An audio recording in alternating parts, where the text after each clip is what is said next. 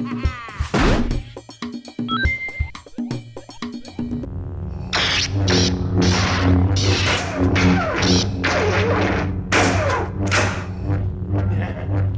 awesome. Joined by Mathias from Gillen and Mathias, Sweden, and we're actually just going to break down what we saw of Star Wars Kinect. Yep. We both sat in a presentation of it yesterday, and we saw a couple of gameplay slices. Obvious enough to begin with was the Jedi campaign. Jedi campaign, which is like a story mode. We don't really know like how deep it is. We don't know how long it's going to be.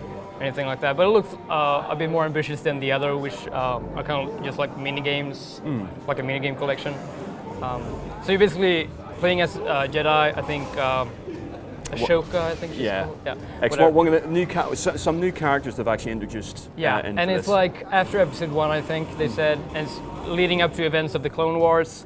So you're basically fighting the Droid Federation army, running around with your lightsaber, and I think your left hand did like a lot of force power, so you could like pick up the droids and like throw them around, and like force push, which would like break things. It was very physics based, and obviously your right hand was the lightsaber. But obviously you've no control of exactly where you're going. It's not like you move your legs, your character walks. Yeah. So you're pretty much staggered where you are. To shift, what you have to do is you have to lean forward, and you'll do like a sort of dash move, jump, and you'll do this big backflip over whatever particular enemy you're targeting at that time. Yeah. And it's sort of, it was hard to sort of see during the event. It's the weird thing about Kinect games, you have to actually play them to work out exactly how much, if there is any lag. Because when the guy was sort of like doing the lightsabers moves, it was very elaborate on screen, but it didn't seem to reflect exactly what he was doing. I mean, in this kind of game, like how the lightsaber controls, that's like the most important thing. And we didn't get to get our hands on ourselves, so we don't really know how it's going to be. Probably the biggest part of the lightsaber, though, is the other game mode, which unfortunately also we didn't see, which is the duels. Duel of Fates, which will have you clashing against some of the trilogy, or sorry, 2 trilogies worth of villains. So Vader's there, obviously. Yeah, people that you don't see in the campaign will be there, like, and obviously Darth Vader's going to be the main piece of that. Other modes, though, that we did see.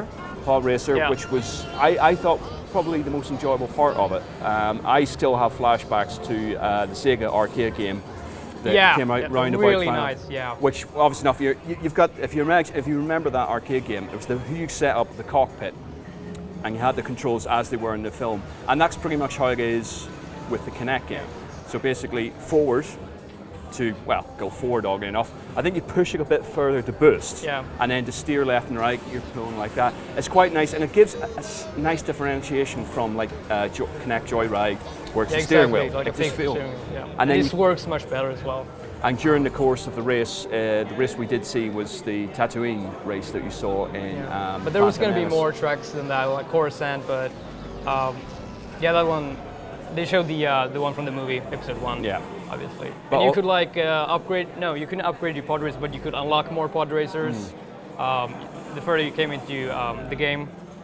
There's also the ability during the race. Now you saw it in Phantom Menace, where you had the guys sort of shooting at you as the race on. The so Tusken Raiders. Tusken Raiders shooting at you, but also you'll have is it Wampas? Jumping on the... I think so, yeah. But that's sort of a bit weird, because they jump on and they're sort of hanging on for about 2 seconds, and what you got to do is let go and just flick your hand to flick a spanner. Anakin, or whoever you're controlling, seems to have an infinite supply of spanners underneath his cockpit, which must hurt when you're racing that long, just to flick them off. It's another little additional gameplay element to it, but it seems like just a fairly nice racing game. I mean, if it's probably pretty shallow. Like, but they did say that there's a whole career mode, and obviously now when we say career mode, we're not talking Forza style career mode, but it's a bit more. And then Rancor Rampage, which is possibly the best name I've heard for a game mode. It's probably like that original Rampage series, but with a Rancor instead. So running around in Mos Espa, I think, and just destroying everything in sight, and like in Grand Theft Auto, you get like authority after you. So the Empire starts sending like stormtroopers and sky troopers and all kinds of stuff. Your threat level goes up. So the more you destroy, you'll see a bar on the top of the screen, and it'll build up, and there'll be little increments on the bar that'll say what will be attacking you. So yeah, as you said, it starts off with troops, and then speeder bites and stuff like that. Again, controls were looks clunky. It does look clunky. It looks a lot better than the demo we saw last year, where the response time and the lag was just horrific. This time around looks a bit better, but you're just sort of swinging arms, stomping, stomp, and then again, no, wait, actually you don't do the dash thing like that. You do the dash thing like this. Yeah, looks really cool though. I mean, a lot of nice moves like jumping and smashing, and just this dash move, and like picking up things and you're throwing them around. It looks like a lot of fun, but we don't know really how deep it will be. Yeah, and actually talking about how it looks, we should talk about the visuals. No, we were sort of discussing this yesterday. You're happy with it? I really like them. I think it looks good. You didn't like the design? No, I could see what they were going with. They seem to be going for the Clone Wars cartoon. Yeah. I'm thinking they're actually purposely spinning it that way, so it's nice, big sort of anime eyes, so the sort of kids stylized. So the kids can make that connection.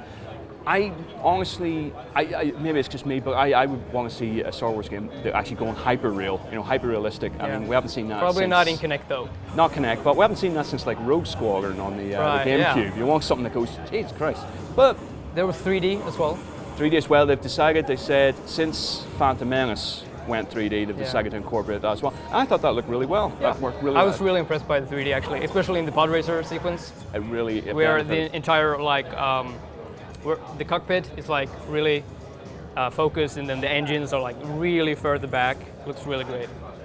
And then there was the other mode, which a little bonus mode. Bonus mode. I didn't get to see this. Yeah, I got to see it. You got to see this. I don't remember what it was viewers called. about this. Yeah, it's Dance Central with Star Wars characters. So it was like the scene from Revenge of the Jedi, where Luke walks into Jabba's palace, and there's Max Rebo Band is there, and they're playing real party songs, but done in the band sort of voice. Yeah, exactly, with an alien language and all that.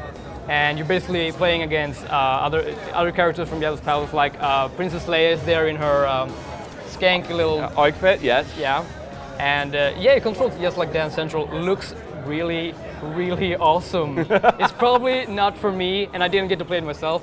I don't think anyone actually volunteered to play that.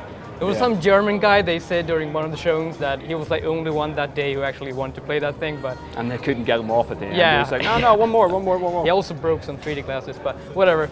I think their argument is, and I think that's valid, I know there's been a sort of backlash about that, but the fact is, you're making this game, you're going to make this game that works for everybody, or have elements that will appeal to everybody. Yeah. It's not... The damn thing is not for me, but for those who actually like that, it's probably going to be really awesome. Yeah, and you know what, given that they're actually using real songs, they might actually improve some of the pop songs that are out there right now. Yeah. Because you ever hear that argument about any average game can be made into a good game simply by using the Star Wars license, right? So a Star Wars licensed game is always good, it's never average. So therefore, if you use Star Wars related music or alien language on pop songs, they automatically become 10 times better. I really hope they release that soundtrack as well. Especially say, if iTunes, look, there's a collaboration we want to see. But I think that's pretty much us from what we're seeing. Obviously enough, keep tuned to Game Reactor, keep tuned to GRTV. We'll have more previews from Microsoft Showcase, we'll have more previews from GDC coming up, and as well as written content.